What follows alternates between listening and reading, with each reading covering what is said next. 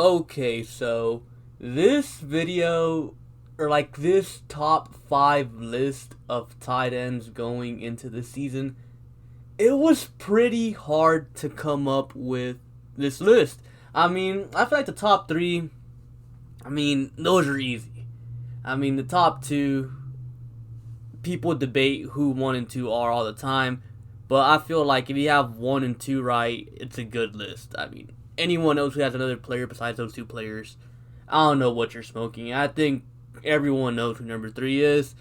But 4 and 5, it took me a while to really determine who the 4th and 5th best tight end going into the season were. So this one was pretty tough.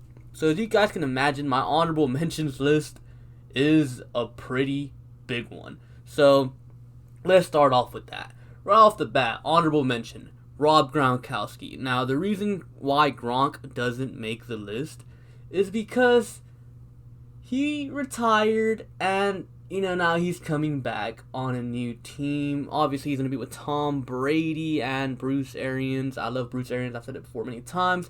But we just don't know if Rob Gronkowski has lost a step or not. And let's not forget, Rob Gronkowski is considered an injury-prone player. So you just don't know with Rob Gronkowski. I think he's too big of a question mark to throw him in the top 5. Next guy, Mark Andrews. Very good tight end last year for the Ravens, but I'd like to see more consistency. And honestly, if you have Mark Andrews in your top 5, it's not a bad player to have up there. Definitely not top 3, but I could see him being in someone's top 5. I wouldn't be mad if you put him in your top 5. Next guy, now this is a guy who is kind of underrated. Well, last year was his first year actually doing good until he got hurt. And that's Will Dissly from the Seattle Seahawks. Now, this is a guy who I wouldn't put in my top 5. I don't think anyone should put in their top 5 either. But he's definitely a guy you should keep an eye on because he was definitely having a good season last year before he got hurt and had a season-ending injury.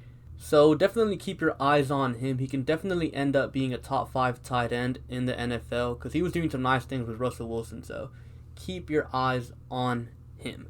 Next guy, we all know this guy. I think we can all agree that if this guy managed to stay healthy, he'd be a top 5 tight end. The problem is he's never healthy. And I'm talking about Mr. Hunter Henry from the LA Chargers. Still sounds weird, LA Chargers. Anyways, now the reason why he's not on my list of top 5, not only because of the injuries, but also because his quarterback is kind of an unknown. Do you really trust Tyrod Taylor or Justin Herbert? I personally don't, so I wouldn't put Hunter Henry on my top 5. Now, next guy, O.J. Howard. O.J. Howard has been a pretty big disappointment. I thought O.J. Howard was going to go into the league and just flat out dominate. But that hasn't been the case. He definitely has top 5 tight end talent. But, you have to go out there on the field and produce. And, the Buccaneers got Rob Gronkowski, so his numbers can take an even bigger hit. So you just don't know with O.J. Howard. Like I said, he has top 5 tight end skill set, potential, but he actually has to go out there and do it. Next guy, Evan Ingram. I think he's a very good player, but he seems to always get banged up a bit. Not like, Hunter Henry tier injuries, but he gets banged up, misses a few games here and there, and I'm not too sure how to feel about Daniel Jones as of yet as a quarterback. He had a decent season last year. He showed flashes, but you just don't know with Evan Ingram. I do like him, though, like his skill set. I could definitely see him being a top 5 tight end next year, but the other guys in the top 5 I just think are more of a guarantee. And then another guy that a lot of people I guess, completely ignore who I can definitely see being a top 5 tight end next year is Jonas Smith from the Tennessee Titans. He had like about 400 receiving yards last year.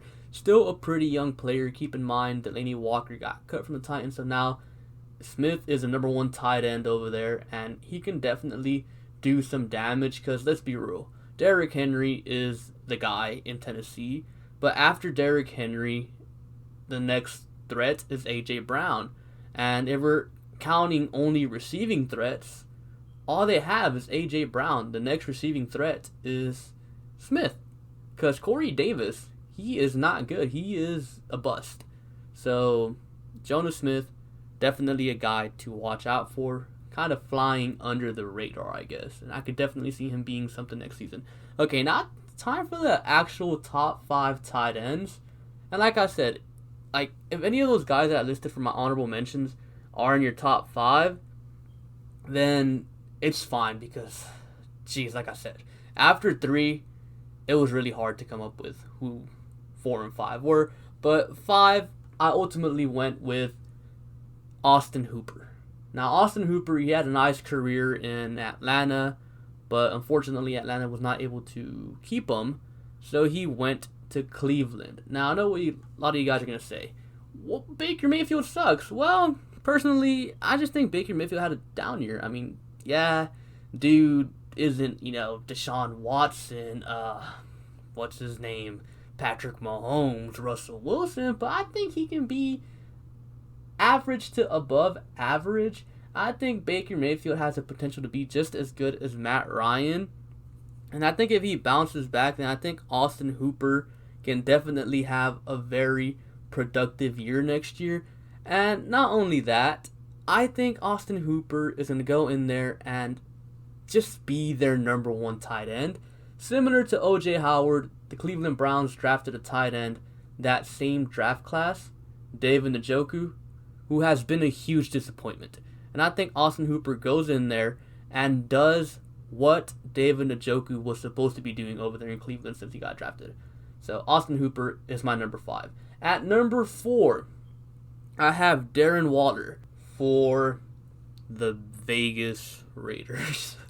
That sounds so wrong. But yeah, I think last year he had a very, very good year. Yeah, it was his first year doing good, but the things this guy was doing was just crazy. And I think he can definitely move up this list by 1 spot if he keeps on doing what he did last year. Now, obviously, the Raiders have more receiving threats this upcoming season, so his production could take a dip, but I think he can be a very dangerous weapon for Derek Carr or Marcus Mariota, whatever they decide to go with. I'm pretty sure it's going to be Carr, but still, regardless, I think Waller can definitely be a good tight end for the foreseeable future, and I think he's going to be a top 5 tight end next season. Okay, now for the top 3, I'm pretty sure you guys know who the top 3 are, so I'm not going to spend much time on them, honestly. At number 3, I think everyone knows who number 3 is. I think this spot belongs to this guy. I'm pretty sure every list I've ever seen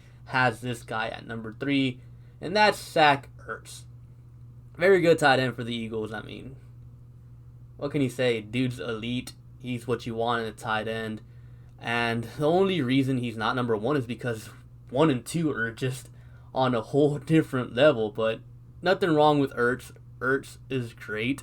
But I just feel like guys at 1 and 2 are just, I guess, slightly more well-rounded, if that makes sense. Anyways, at number 2, I have Travis Kelce. Travis Kelce, as a Texans fans, we saw what that dude did to us in the playoffs. He had like 3 touchdowns, completely dominated us. If the Chiefs didn't have Travis Kelce, the Texans probably would have won because Tyreek Hill wasn't doing anything. Now, the reason why Travis Kelce is number 2 is because if you look at the Chiefs' offense, their offense goes through Tyreek Hill and his ability to stretch the field. Mecole Hardman and his ability to stretch the field. It goes through them. Their offense isn't built through Kelce, So, teams focus on stopping the deep game with Tyreek Hill and all those speedy receivers. And then Travis Kelce is like the second option. And with the number one tight end going into the year, George Kittle, he is the threat. And they still can't stop him. Like, yeah, the Niners love to run the ball, but their only receiving threat the Niners have is George Kittle. And they still can't stop him. Not only that, I feel like George Kittle is way better than Travis Kelce and Zach Ertz as a run blocker. I feel like that run blocking ability takes his game to a whole other level. And that's why I think George Kittle is a better tight end than Travis Kelce and Zach Ertz. Not only that, I feel like Kittle is slightly faster. And when you have a tight end with speed, that becomes very, very dangerous because you don't have many linebackers that can keep up with a tight end with elite speed. And as a tight end, every single time against corners, safeties, most of the time you're going to out-physical them. The only guys that actually stand at somewhat of a chance against tight ends are athletic linebackers. And if you have speed at the tight end position, then, name me a linebacker that can keep up with a fast tight end. You just can't. Yes, Travis Kelce might have an inch or two on George Kittle, but Kittle is younger and he's faster, so I'm giving the edge to George Kittle. So my top 5 tight ends going into the year are number 1, George Kittle, 2, Travis Kelce, 3, Zach Ertz. I think those 3 are without a doubt your top 3. After that, it's debatable, but I have Darren Waller and Austin Hooper. And yeah, that's all I have for you guys for today. Comment down below your own top 5 tight ends going into the season. And be sure to like and subscribe if you haven't done so already. And yeah, thank you guys for watching. I'll catch you guys later. Peace.